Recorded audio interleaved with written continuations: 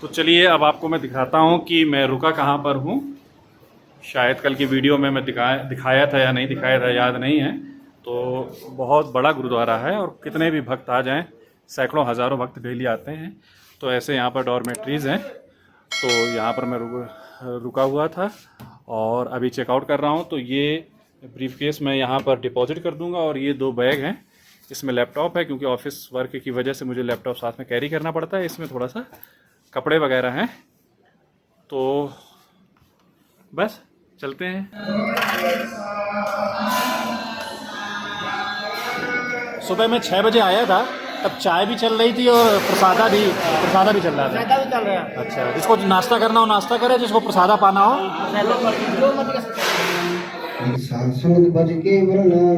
सरंजाम लाग भोजन तरंगा जन्म देता जात्र माया।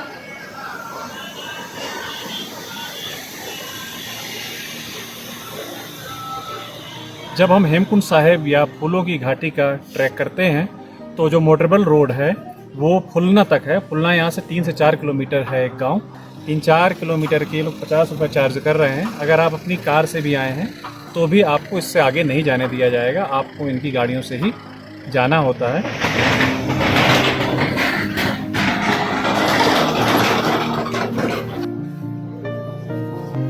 अब हम आ गए हैं फुलना गांव में और पहले यहाँ तक भी पैदल ही आना पड़ता था ट्रैक करके, लेकिन फिर 2015 में यहाँ पर रोड बन गई मोटरेबल।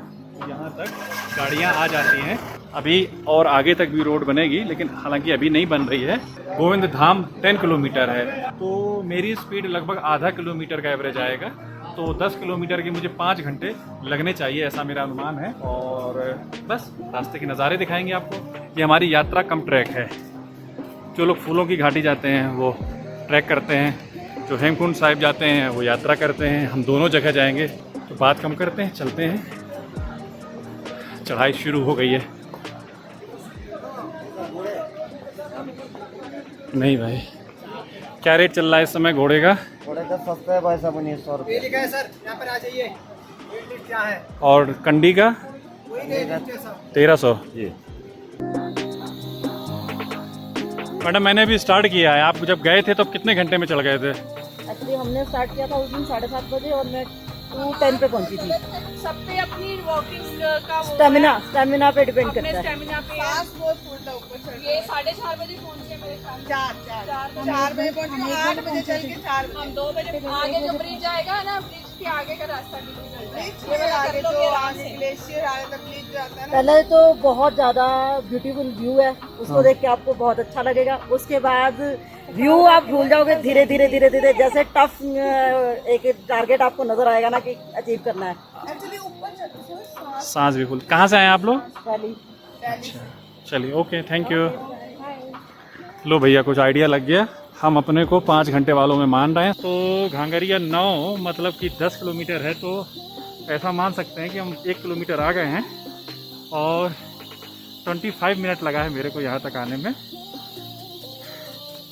बट जैसे ही आगे बढ़ते जाएंगे तो ट्रैक टफ होता जाएगा। पुलोना से 2 किलोमीटर चल करके जंगल चट्टी आ गए हैं। अब यहाँ से 8 किलोमीटर रह गया हमारा आज का ट्रैक। जब हम केदार धाम जाते हैं तब वहाँ पर भी रास्ते में जंगल चट्टी मिलता है।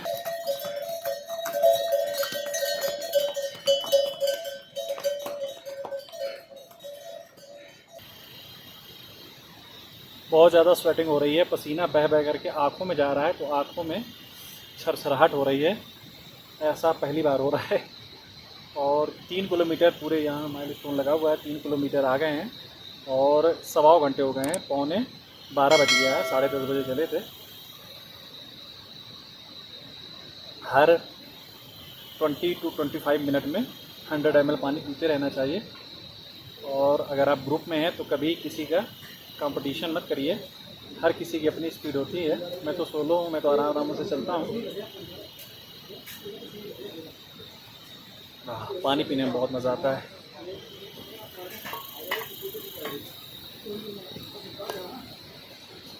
और देख रहे हैं पसीने से तरबतर भ्यूंडार गांव आ गए हैं और ये पुलना से 5 किलोमीटर है। मीन्स 10 किलोमीटर के हमारे आज के ट्रैक में हम आधा आ गए हैं, 5 रह गया है। बट इसके बाद वाला जो 5 है वो 4 रह गया। तो कितना आ गए हम यहाँ से? 6 आ गए। चलो ये तो और अच्छी बात है, लोकल के हैं तो उनको ज़्यादा पता होगा। लेकिन ये थोड़ा सा अब यहाँ से टफ है। देखते हैं, अभी तक 2.25 किलोमीटर 2.25 घंटे हुए हैं मुझे पुलना से यहाँ तक। थोड़ी थोड़ी भूख लग रही है, कुछ खाने का मन है। चाय के लिए बोला है और घर से कुछ साथ में लाए थे, दाल मोठ बिस्किट वगैरह। तो चाय और दाल मोठ बिस्किट खाएंगे और ये जितने भी रैपर हैं ये यहाँ नहीं फेंकेंगे, ये अपने साथ घर ले जाएंगे। पहाड़ों में प्लास्टिक नहीं फेंकनी है।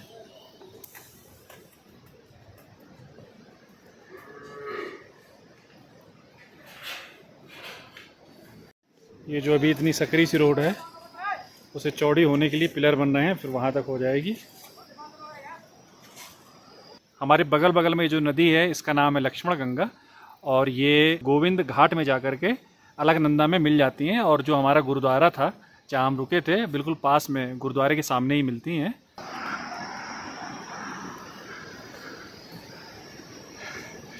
हल्की हल्की बूंदाबांदी शुरू हो गई है, कहीं रुकना पड़ेगा।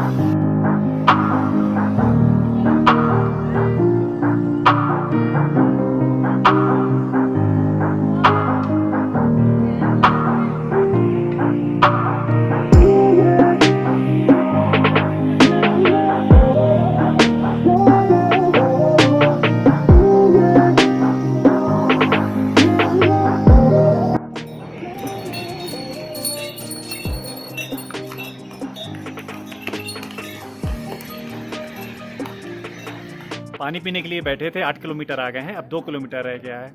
जब ब्रिज क्रॉस किया उसके बाद से अभी 2 किलोमीटर चले हैं, क्योंकि ब्रिज क्रॉस करने के बाद अचानक ये जो ट्रैक है वो थोड़ा सा टफ हो जाता है।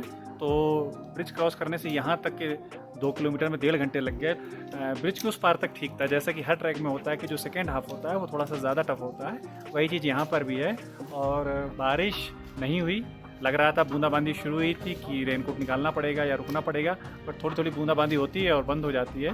तो मौसम अभी साथ दे रहा है, तो चलते हैं। अभी मैंने चेक किया तो अभी हम 2850 मीटर हाइट पर हैं और घांगरिया है 3050 एल्टीट्यूड पर। तो धीरे धीरे हाइट बढ़ रही है। तो शुरू करते हैं। 5 मिनट का यहाँ पर ब्रेक हो गया, पानी पिया था। ये है घांगरिया आने के लिए हेलीपैड। हेली सर्विस भी यहाँ रहती है गोविंद घाट से, और यहाँ से करीबन मेरे हिसाब से 700 मीटर होना चाहिए घांगरिया गोविंद धाम। और 3:15 बज गया है। ये हेलीपैड के बगल में ही GMVN का कॉटेज है। ऑनलाइन बुकिंग रहती है, ऑफलाइन भी रहती है। सीजन में ऑनलाइन बुक हो जाती है तो ऑफलाइन नहीं बचती है। तो ये भी अगर आप गुरुद्वारे में गोविंद धाम में नहीं रुकना चाहते तो ये भी ऑप्शन है। ऑफ़लाइन 25% सस्ता रहता है, बट ऑफ़लाइन में रिस्क रहता है कि मिलेगा या नहीं। चलते हैं। आ गए हैं हम घांगरिया, पहुंच गए हैं। घड़ी में है मेरी 3:35।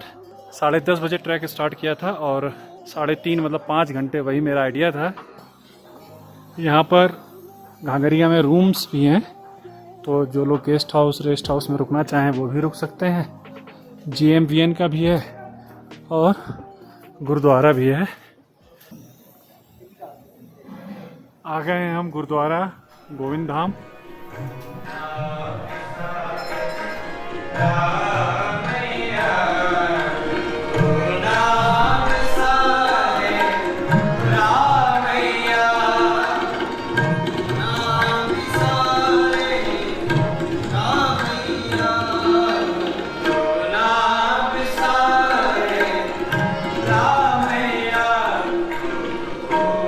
हमें इस 10 किलोमीटर के ट्रैक में जो 5 घंटे लगे, उसमें जो ब्रिज था वहाँ तक के 6 किलोमीटर के लिए 2.5 घंटे लगे, और बाद के ब्रिज के बाद के 4 किलोमीटर के लिए भी 2.5 घंटे लगे, क्योंकि बाद वाला थोड़ा सा उसके कंपेयर में टफ था।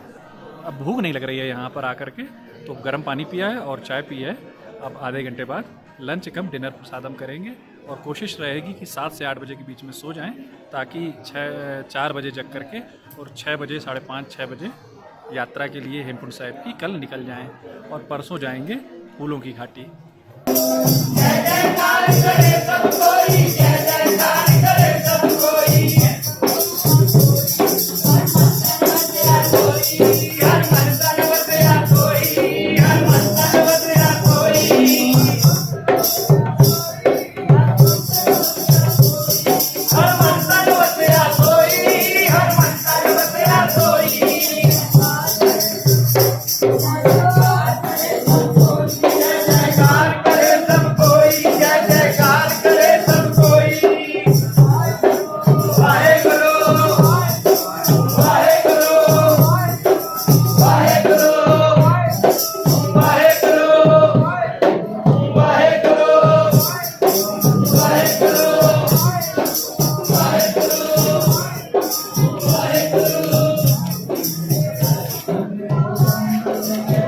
हेमकुंड साहिब गुरु गोविंद सिंह जो 10वें गुरु थे, उनकी तपोस्थली रही है। वो तपोस्थली 1937 में, देखिए यहाँ पर लिखा हुआ है, ये सेना के मोदन सिंह थे, उन्होंने ढूंढी थी, और वो यहाँ से जाते थे और फिर वहाँ पर उन्होंने काफ़ी कुछ काम कराया। वहाँ एक कक्ष का भी निर्माण कराया, और आकर के यहीं पेड़ के नीचे सर्दियों के दिन थे, यहीं पर ही रात में रुकते थे। बर्फ़ पड़ती है, सिर्फ 3-4 महीने ही आपको, जैसे कि पता है, मैंने बताया भी था लास्ट ब्लॉग में, कि दर्शन होते हैं वहाँ पर। फिर उन्होंने वहाँ पर एक कक्ष का निर्माण कराया ऊपर हेमकुंड साहिब में, और यहाँ पर भी एक कक्ष का निर्माण कराया। तो मोदन सिंह जी और उनके साथ 2 जो उनके मित्र थे, तीनों के प्रति बड़ी श्रद्धा है लोगों की। और यहाँ पर क्या हो रहा है, वैसे तो मैं इनसे ही पूछता हूँ यहाँ पर जो बैठे हैं। प्राजी, क्या हो रहा है यहाँ पर, थोड़ा मैं दर्शन। प्राजी लोगों ने पंजाबी में बोला, मैं आपको हिंदी में थोड़ा सा बता देता हूँ।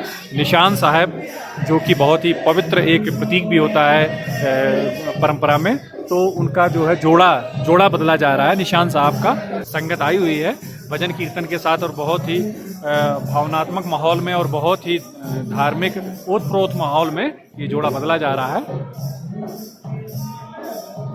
तो अब यहाँ पर मैं इस ब्लॉग को एंड करता हूँ। मिलेंगे कल आपसे। तो अगर आपको ये ब्लॉग पसंद आया हो तो आप लाइक कर सकते हैं, ज़्यादा पसंद आया हो तो शेयर कर सकते हैं, और बहुत ज़्यादा पसंद आया हो तो चैनल को सब्सक्राइब भी कर सकते हैं अगर अभी तक नहीं किया है।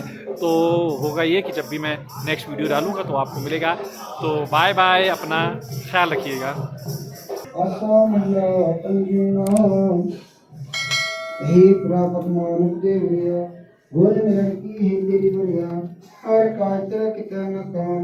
मेरे साथ संगत भज के वरनाम सरंजाम लाग भोजन तरण का जन्म देता जात्र माया का रहा जब तक संयम तरण